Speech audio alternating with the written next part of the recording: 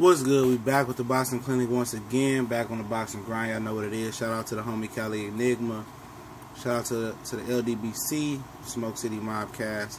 Shout out to the Colossal Boxing Talk. We all working. Make sure you subscribe to those channels. And the homie Trap House Boxing. Y'all know what we doing. We working, we grinding. And I'm talking about a future potential, fight at welterweight.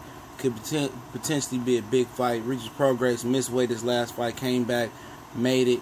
But I'm pretty sure he busting at the seams at 140. He was almost barely just losing to Errol Spence in the amateurs. And to go to the Olympics, Errol Spence kept edging him. I think, Regis Prograis is going to pretty much soon step up to 147. Like I said, he barely, made weight last time. I think he's going to beat Jose Ramirez, and I don't know how long he's going to be able to continue to make weight at 140. And I think he's the breath of fresh air that 147 needs, right with Omar Figueroa. I'm predicting that Errol Spence fight Omar Figueroa in Texas later this year. Omar been calling him out. Omar should have a fight pretty soon coming up after falling out with the Adrian Broner thing. I believe he would have beat Broner that night. I believe he's a better fighter than Jesse Vargas. He got more power and he better at value and punching. And I just don't think he could make the weight. That's what it came down to. But Regis is going to be a breath of fresh air for 147. He got that young and hungry mentality. He don't have that old and seniority mentality as far as Sean Porter and Danny Garcia got. As far as, we finally got the WBC title. We want to babysit and sit on it. We don't want to fight Errol Spence. We wait for Keith Thurman to come back.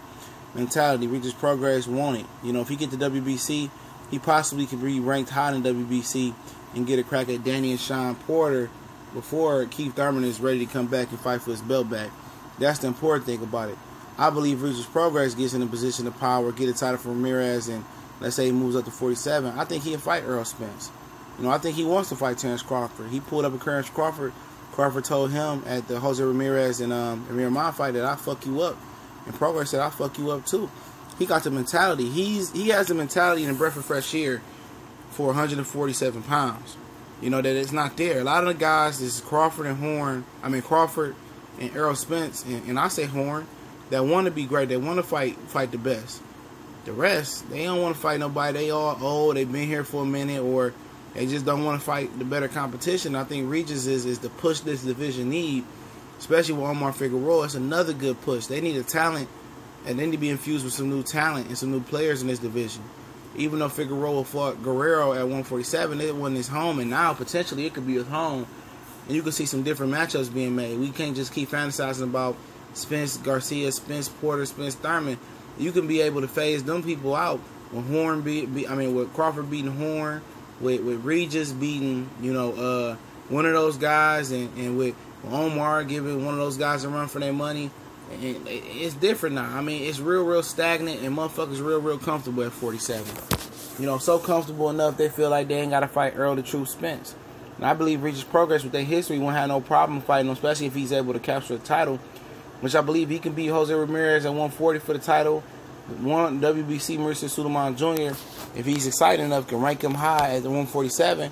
He could become the mandatory to Danny or Sean Porter real soon, or the number one contender. And I believe he could take out Danny or Sean Porter, especially with a fight or two tune up at 47. This kid is explosive, and I think he might be a new foe to challenge not only Errol Spence but Terrence Crawford, and it's what the division need. It needs somebody to breathe some life into it, because you keep hearing people say, 147 the best division. It's exciting. It's not the best. It's not exciting because the best are not fighting the best. So how can you be the best, and how can you be exciting with a lot of mismatches and bullshit ass fights nobody want to see? And I believe that Regis Prograis and Errol Spence can be potentially a good fight. Of course Regis want to build up to a super fight and this and that and get the big dollars. But sometimes you got to step on niggas' heads and backs to get to the point, to the superstar status. And I think Regis can get Errol Spence in the ring. Trust me. Regis can get Terrence Crawford in the ring. Trust me. He's very, very exciting. He's a high risk right now, low reward. But like I said, if he ever get a title at 140, maybe defend it and then come to 147, be ranked high in the WBC, he could be an issue. Like I said, him and Errol got history. Errol was barely edging him, and he edged him to go to the Olympics. So, Regis is fighting out of Houston. He's away to New Orleans because of Hurricane Katrina. Flooding in Houston again. Hopefully, it's all good. And Errol Spence from Dallas, Texas. So that's a big another Texas fight. You know, if Errol Spence didn't want to leave Texas for a while, he wouldn't have to without Danny Garcia, Sean Porter, and Keith Thurman, especially if they keep running. Because the end of he fighting Campo at the 4-Star Center, whatever it's called, in June 16th. Then he can come out later this year and fight Omar Figueroa in Texas. Then he can come later next year, fight Yugas in Texas. Then he come middle next year, you know, and fight somebody else like Regis Prograis in Texas. End of the year, Sean, Danny, and Keith Thurman should be ready. If that. So, like, he really can continue to fight in Texas for another 2 or 3 fights if he want to. And I don't think Regis Prograis would be opposed to that. Maybe his promoter Lou DiBella might be opposed to it, but it's a good fight. Regis is more athletic, more explosive than Errol Spence. Errol Spence is a more polished fighter. It's a matchup that a lot of people are not talking about because they had 2 different weight classes, but they got history. And like I said, Regis missed the original weigh-in for his last fight with Julius Indongo, came back and made the weight. So he busting at the seams too. So he probably get a title from Jose Ramirez and move up to 147. So, you know, 2 willing guys that's in the Texas area to fight each other. It makes sense now that Errol Spence is supplanting himself as a pool in Texas, and Regis Prograis can, you know, supplant himself as a pool in Texas and New Orleans. You know, this is a good big fight in Texas, you know, down the line, and I think a lot of people sleeping on it, man. I really do. Errol Spence is a good fighter. Regis is a good fighter. A little bit more polished up, cleaning up a Regis game. You know, this is a big fight, especially in Texas and all over.